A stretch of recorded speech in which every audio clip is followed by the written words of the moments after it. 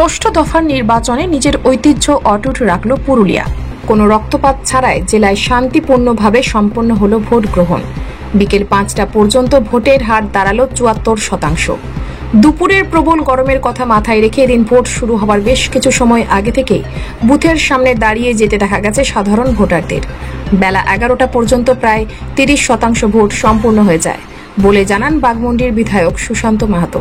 অন্যদিকে ঝালদা পৌরসভার 12টি ওয়ার্ডের মধ্যে কয়েকটি ওয়ার্ড ছাড়া সবকটি ওয়ার্ডেই এগিয়ে থাকবে তৃণমূল বলে দাবি ঝালদা পৌরসভার প্রাক্তন পৌরপ্রধান প্রদীপ কর্মকারের।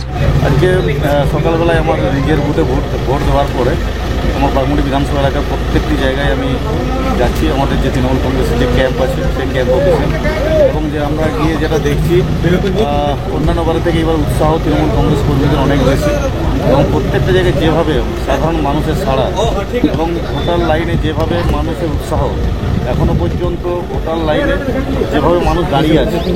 এইবার আমাদের লোকসভা নির্বাচনে যিনি প্রার্থী আছেন শান্তিরাম মাহাতো, ওনাকে আমরা এই বাঘমুন্ডি বিধানসভা থেকে ব্যাপক লিড দিয়ে আমরা লোকসভায় পাঠাতে চাই।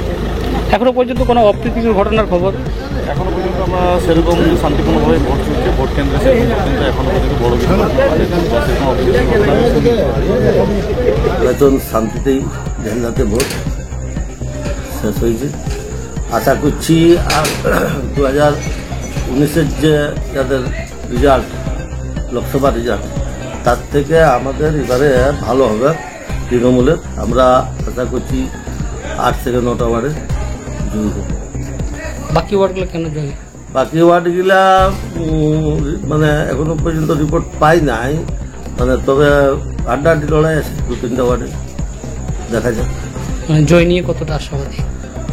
আমরা তৃণমূল কংগ্রেসের মানে আশা করছি যে টাউনের লিড হবে, এটা ছিল। হ্যাঁ।